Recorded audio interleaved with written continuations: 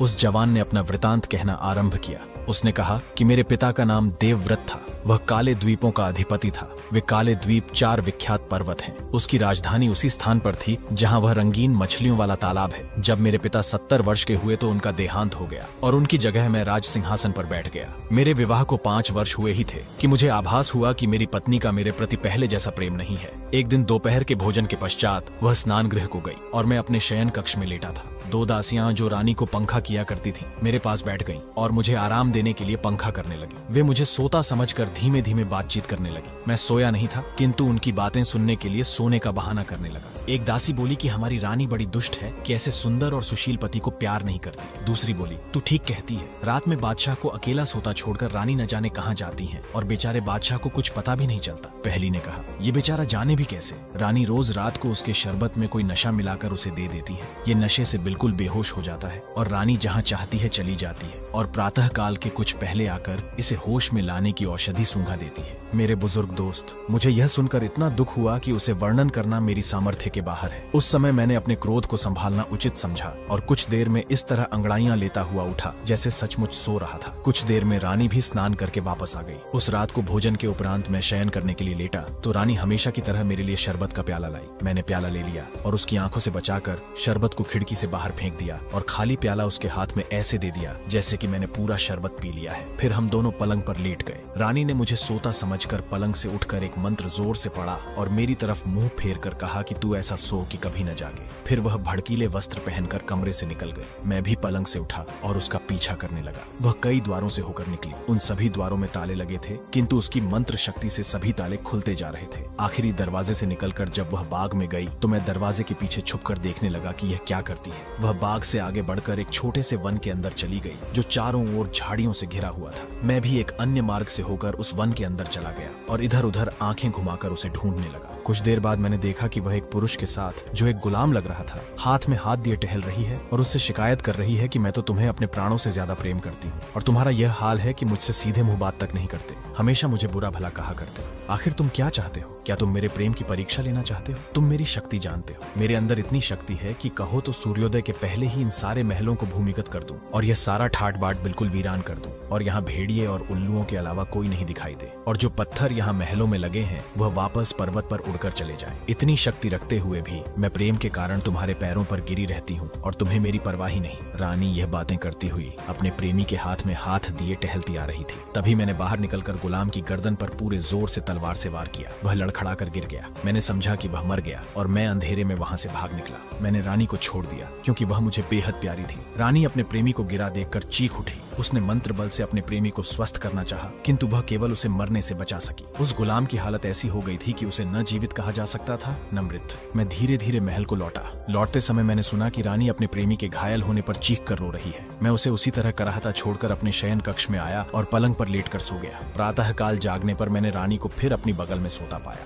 यह स्पष्ट था कि वह वास्तव में सो नहीं रही थी, केवल सोने का बहाना कर रही थी। मैं उसे यूं ही छोड़कर उठ खड़ा हुआ और राजसी वस्त्र पहनकर अपने दरबार को चला गया। जब दिन भर राजकाज का कार्य निपटाने के बाद मैं अपने महल में आया तो देखा कि रानी ने काले वस्त्र पहन रखे हैं और अपने बिखरे हुए बालों को नोच रही है। मैंने उससे पूछा कि यह तुम कैसा व्यवहार कर रही हो? वह बोली, बादशाह सलामत, मुझे क्षमा करें, मैंने आज 3 शोक समाचार पाए हैं, इसीलिए काले कपड़े पहनकर मातम कर रही हूँ। मैंने पूछा कि वे कौन से समाचार हैं तो उसने बताया कि मेरी माता का देहांत हो गया, मेरे पिताजी एक युद्ध में मारे गए और मेरा भाई ऊंचाई से गिरकर मर गया। मैंने कहा, समाचार बुरे हैं, लेकिन तुम्हारे इस प्रकार मातम करने के लायक नहीं है। फिर भी वे तुम्हारे संबंधी थे और तुम्हें उनकी मृत्यु का शोक होना ही चाहिए। इसके बाद वह अपने कमरे में चली गई और उसी प्रकार रोती पीटती रही। मैं उसके दुख का कारण जानता था, इसलिए मैंने उसे समझाने बुझाने की चेष्टा भी न की। 1 वर्ष तक यही हाल रहा। फिर उसने कहा कि मुझसे दुख नहीं संभलता, मैं एकांत में एक इमारत बनवाकर उसमें रात दिन रहना चाहती हूँ। मैंने उसे ऐसा करने की भी अनुमति दे दी। उसने एक विशालकाय इमारत बनवाई जो यहाँ से दिखाई देती है और उसका नाम शोकागार रखा। जब वह बनकर तैयार हुआ तो उसने अपने घायल प्रेमी को वहाँ लाकर रखा और स्वयं भी वहाँ रहने लगी। वह दिन में उसे एक बार कोई औषधि खिलाती थी और जादू मंत्र भी करती थी। फिर भी उसे ऐसा प्राणघातक घाव लगा था कि औषधि और मंत्रों के बल पर उसके केवल प्राण अटके हुए थे।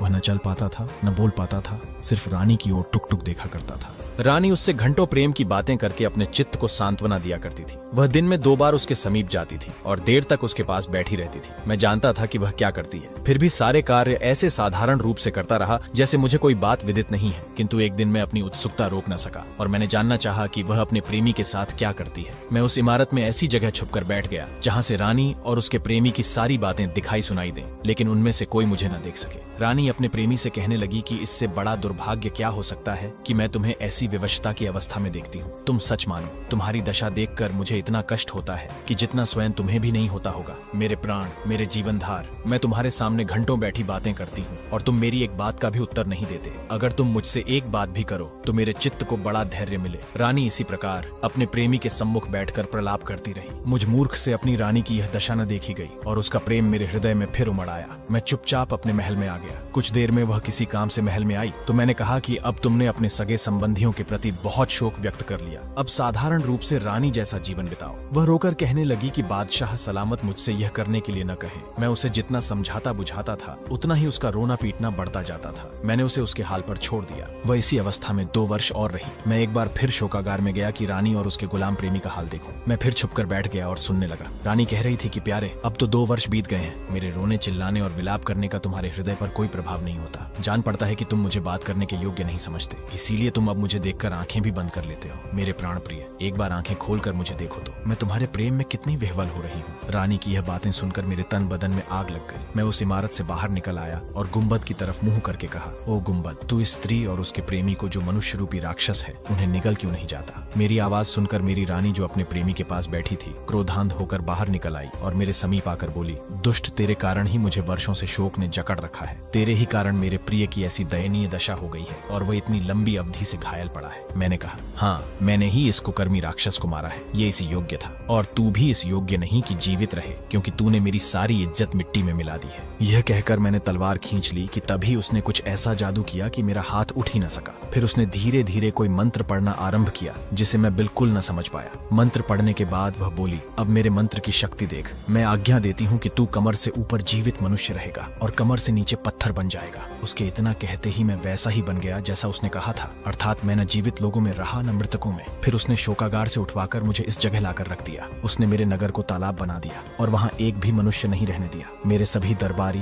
प्रजाजन मेरे प्रति निष्ठा रखते थे। उसने उन सबको अपने जादू से मछलियों में बदल दिया। मैं जिन 4 काले द्वीपों का राजा था उन्हें उस स्त्री ने 4 पहाड़ियां बनाकर तालाब के चारों ओर स्थापित कर दिया है। मेरे देश को उजाड़कर और मुझे आधा पत्थर का बनाकर भी उसका क्रोध शांत नहीं हुआ। वह यहाँ रोज आती है और मेरे कंधों और पीठ पर 100 कोड़े इतने जोर से मारती है कि हर चोट पर मेरा खून उछल आता है। फिर वह बकरी के बालों की बनी एक खुरदरी काली कमली मेरे कंधों की ओर पीठ पर डालती है और उसके ऊपर सोने की तारकशी वाला भारी लबादा डालती है। यह वस्त्र वह मेरे सम्मान के लिए नहीं बल्कि मुझे पीड़ा पहुंचाने के लिए पहनाती है और मेरा मजाक उड़ाकर कहती है कि दुष्ट, तू तो 4 द्वीपों का बादशाह है, फिर अपने को इस अपमान और दुर्दशा से क्यों नहीं बचाता। वहाँ आने वाले खोजकर्ता बादशाह ने जब यह सारी कहानी सुनी तो उसे बड़ा दुख हुआ और वह विचार करने लगा कि इस निर्दोष बादशाह का दुख कैसे दूर किया जाए और उसकी कुलटा रानी को कैसे दंड दिया जाए। उसने उससे पूछा कि तुम्हारी निर्लज्ज रानी कहाँ रहती है और उसका अभागा प्रेमी जिसके पास वह रोज जाती है किस स्थान पर पड़ा हुआ है। जवान बादशाह ने कहा कि मैंने आपको पहले ही बताया था कि वह उस शोकागार में रखा गया है जिस पर एक गुंबद बना हुआ है। उस शोकागार का एक रास्ता इस कमरे के नीचे से होकर भी जाता है जहाँ इस समय हम लोग हैं। वह जादूगरनी कहाँ रहती है